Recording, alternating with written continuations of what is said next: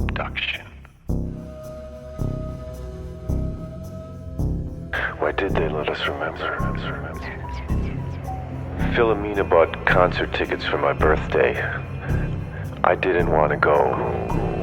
I felt an unwanted event was going to happen. Something we didn't want. AV had been depressed for so long. I just wanted him to have some fun. We stopped for coffee at a truck stop on the way home.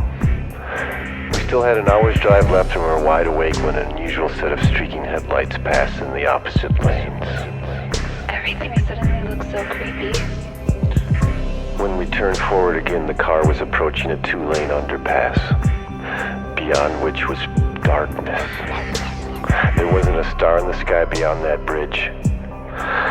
The last thing I remember before the event was the car coming even with the first set of overhead lanes. Yes.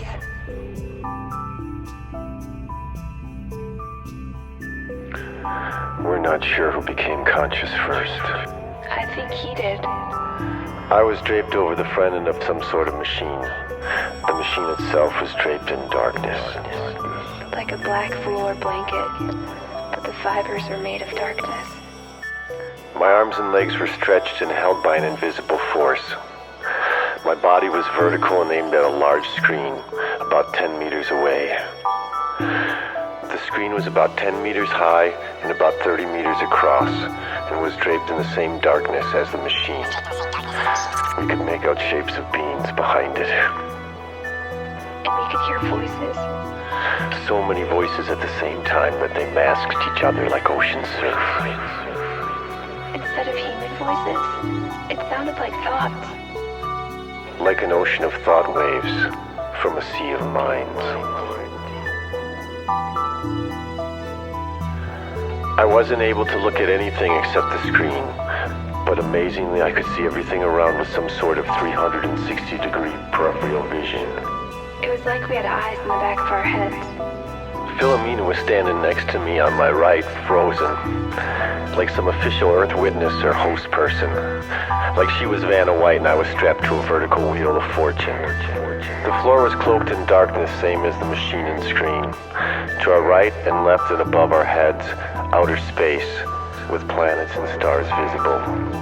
It was like we were in a transparent room, surrounded by deep space.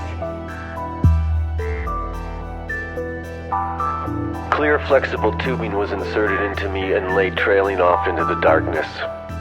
Like the kind hospital IVs use, except these had light particles flowing through them.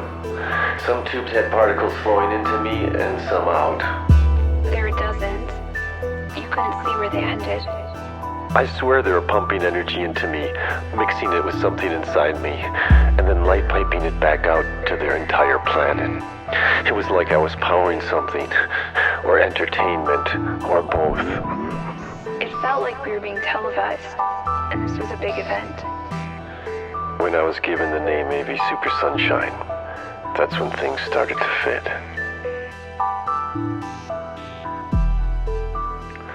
I have conscious memory for about 5 hours of time, hanging there like a piece of museum art, waiting for the curator to come by and straighten me.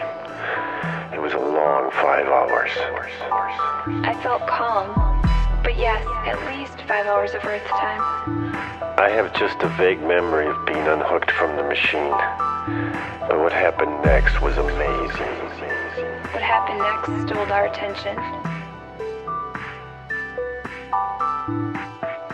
Re-entry. It felt like we were dropping at hyperspeed. The whole trip, me and Philomena were facing each other, eyes locked. Everything around us was blurred and moving fast as lightning. But we were in slow motion, inside some sort of delivery pod. I remember thinking, a path to freedom. Not freedom from the aliens, no. They've infiltrated our belief system.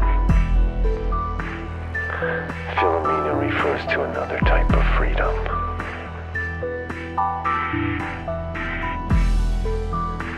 When we arrived back, the vehicle had traveled into the underpass, completely hidden from aerial view by the upper lanes. The car had drifted into the left lane and was aimed 45 degrees off course, about about to hit the concrete bridge supports dividing the opposite lanes of interstate. The whole scene looked frozen in time, like an action movie still. They placed us in the car together. I remember being extremely calm, like I was drugged. As soon as our bodies were in position, the scene started in real time again, like hitting the play button on a frozen movie frame. I remember being slid into my seat, foot to the accelerator, hands to the steering wheel. My head position was the last to be adjusted. As soon as it was turned away from Philomena and forward, we were driving at highway speed. During the entire re-entry, it felt like we were in slow motion. But it seemed like only a split second of time had passed. I didn't even have to think about the adjustments to get us back on course. It was like the movements were pre-programmed into my muscle memory. It was like something was guiding the car. We were in a short wheelbase, two-door purple Geo-Trekker soft top, traveling at 65 miles an hour. The adjustments required to avoid a fatal accident made the driver's side tires almost come off the ground. We exited the underpass in the left lane, probably looking slightly out of control for the first couple hundred yards. Find that satellite footage. Normally I would have been panicking, but I was extremely calm. I thought to myself, my God, we had just experienced a satellite invisible moving car extraction and a full-on, memories included, alien abduction. And I had a witness who saw what they've been doing to me. The first thing I said to Philomena was, tell me, what just happened?